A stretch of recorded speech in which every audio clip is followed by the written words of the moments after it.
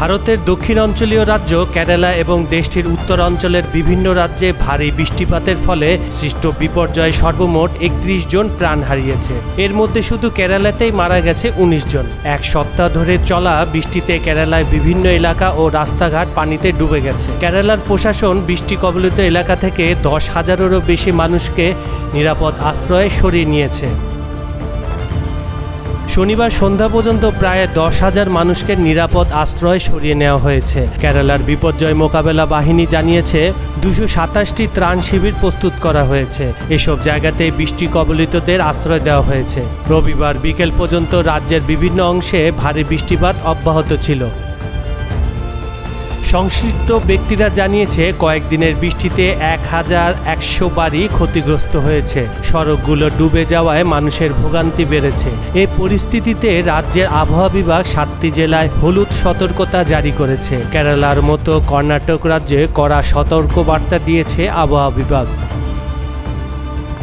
ভারতের রাজধানী নয়াদিল্লি সহ এর আশেপাশে কয়েকটি রাজ্যে ভারী বৃষ্টিপাতের কারণে গত ২ দিনে প্রাণ হারিয়েছে অন্তত ১২ জন। ভারতের আবহাওয়া বিভাগ জানিয়েছে দিল্লি, হরিয়ানা, হিমাচল প্রদেশ, উত্তরাখণ্ড, রাজস্থান, পাঞ্জাব, জম্মু ও কাশ্মীর প্রদেশে আগামী ২ দিন ভারী বৃষ্টিপাত বাড়তে পারে। বৃষ্টিপাত কমার কোনো আভাস নেই।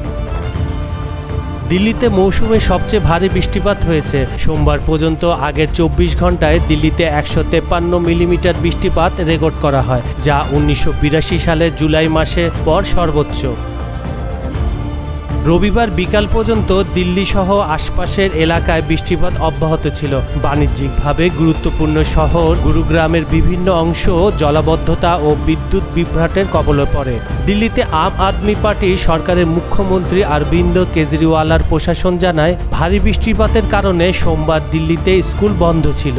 মুখ্যমন্ত্রী নিজেই টুইট করে এই সিদ্ধান্তের কথা জানায়। ভারী বৃষ্টিতে দিল্লিতে ঘরের ছাদ ধসে চাপা পড়ে ৫৮ বছর বয়সী এক নারী নিহত হন। রাজস্থানে নিহত হয়েছে আরও ৪ জন। উত্তরপ্রদেশে ভবন ধসে ৬ বছরের শিশুসহ তার মা। হিমাচল প্রদেশের সিমলায় একই পরিবারের ৩ জন এবং জম্মু ও কাশ্মীরেও আকস্মিক বন্যায় সেনাবাহিনীর ২ সেনা নিহত হয়েছেন।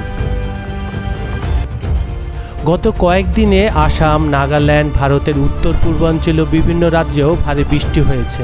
বন্যার কারণে আসামে হাজারো মানুষ বাস্তুচ্যুত হয়েছে। এদিকে রোববার হিমাচল প্রদেশে বন্যায় পানিতে গাড়ি ভেসে যাওয়ার ভয়ঙ্কর একটি ভিডিও সোশ্যাল মিডিয়ায় ছড়িয়ে পড়েছে। রাজ্য কর্তৃপক্ষ বলেছে সেখানে ১৩টি জায়গায় বন্যা দেখা দিয়েছে। কমপক্ষে ১৪টি ভূমিধসের ঘটনা ঘটেছে। গত শনিবার সকাল থেকে একই পরিবারের ৩ জন সদস্য সহ অন্তত ৫ জন নিহত হয়েছে। ক্ষতিগ্রস্ত হয়েছে বহু সড়ক, অনেক গাছ উপড়ে পড়েছে। ভারতে জুন থেকে সেপ্টেম্বর মাস পর্যন্ত বর্ষা মৌসুমে বন্যা হয়ে থাকে। তবে বিশেষজ্ঞরা বলেছেন সাম্প্রতিক দিনগুলোতে বৃষ্টির তীব্রতা বেড়েছে। তারা বলছেন বৈশ্বিক উষ্ণতার কারণে জলবায়ু পরিবর্তন হওয়ায় ভারী বৃষ্টির প্রবণতা বেড়েছে। কাজল হায়দার, খবর সংযোগ।